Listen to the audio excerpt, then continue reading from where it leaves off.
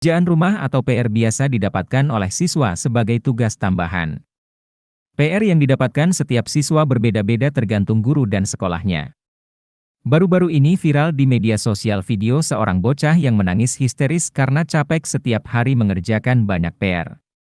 Dikutip dari unggahan Instagram Mana Berita menyadur postingan TikTok Tuing Tuing 79 memperlihatkan seorang bocah perempuan sedang menangis histeris. Ia menangis histeris di pojokan dapur disaksikan oleh sang ibu.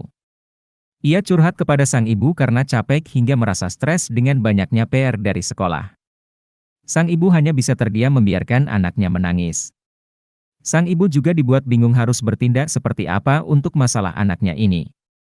Video bocah perempuan tersebut menangis histeris lantaran stres mendapatkan banyak PR setiap hari menuai berbagai tanggapan dari warganet.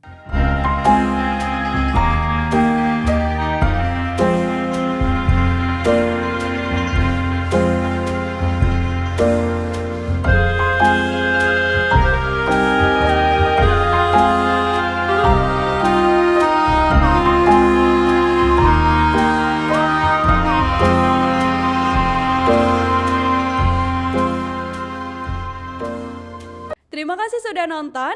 Jangan lupa like, subscribe, dan share ya.